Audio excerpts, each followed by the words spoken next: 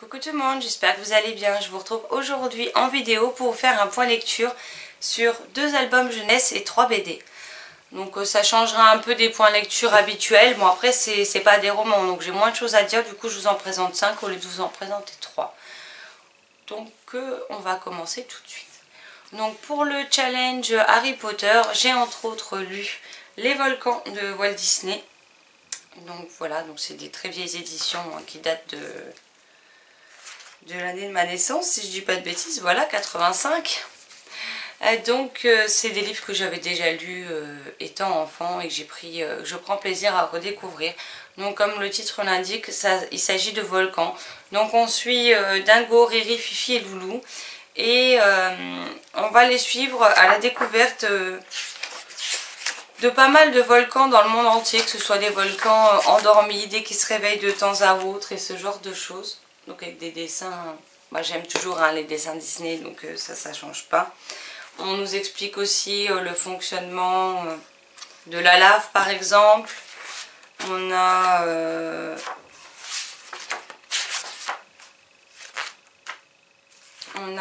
on nous explique ce qu'est une éruption.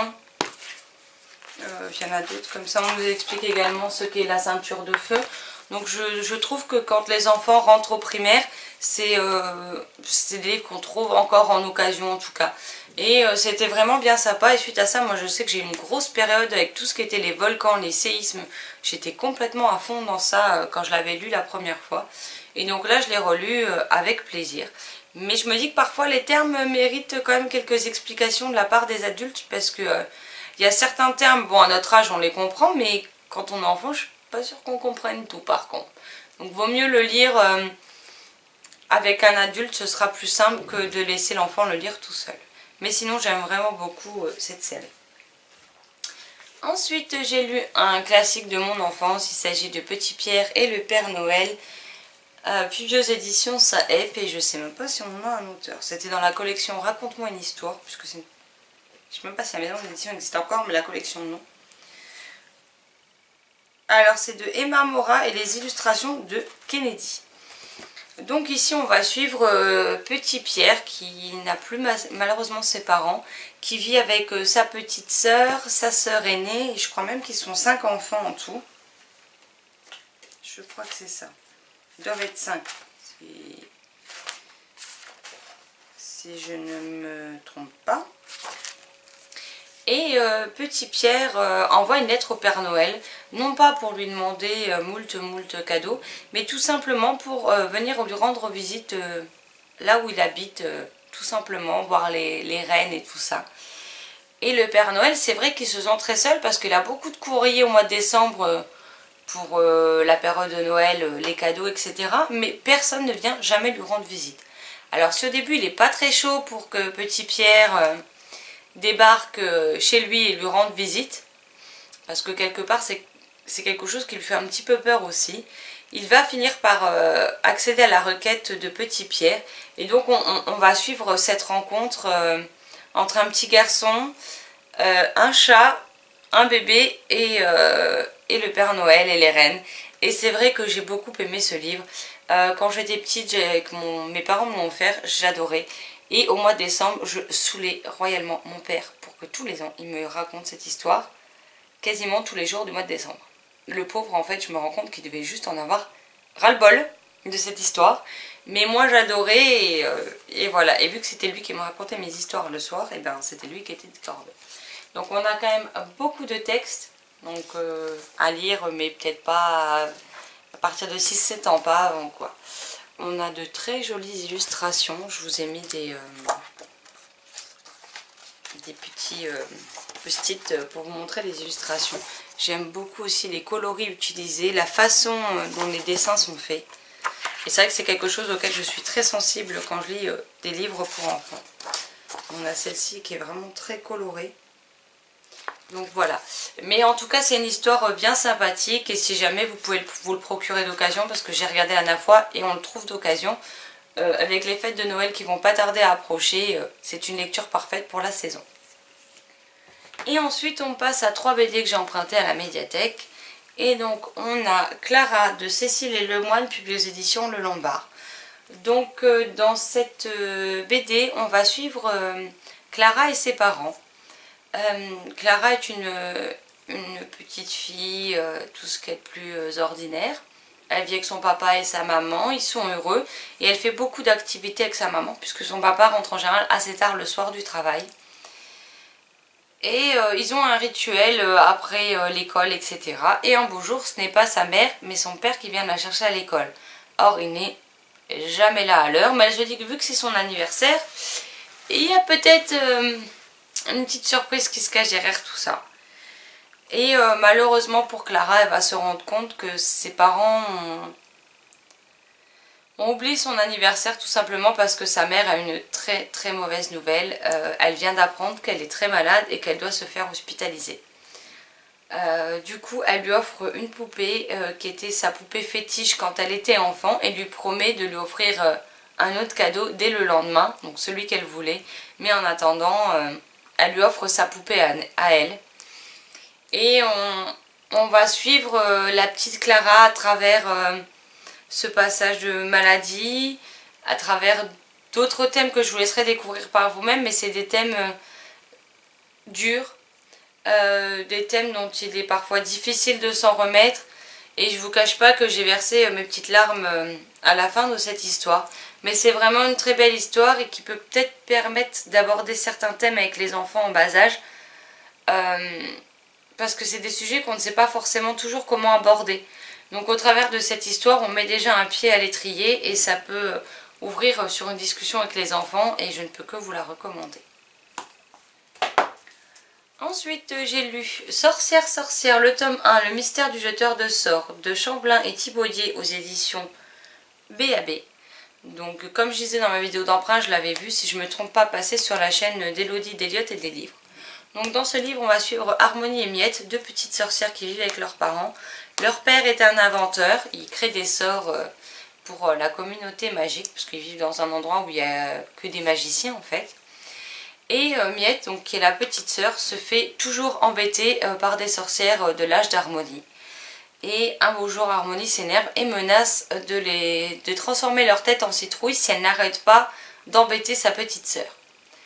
Malheureusement pour elle, dès le lendemain, une des petites filles qui l'embête se réveille avec la tête transformée en citrouille. Donc tout porte à croire que c'est Harmonie qui s'est servie de sa magie pour jeter ce sort et quelque part venger Miette. Parce qu'il faut savoir que dans ce livre, les sorciers n'ont pas leur pouvoir à la naissance. Ils les acquièrent au fur et à mesure du temps.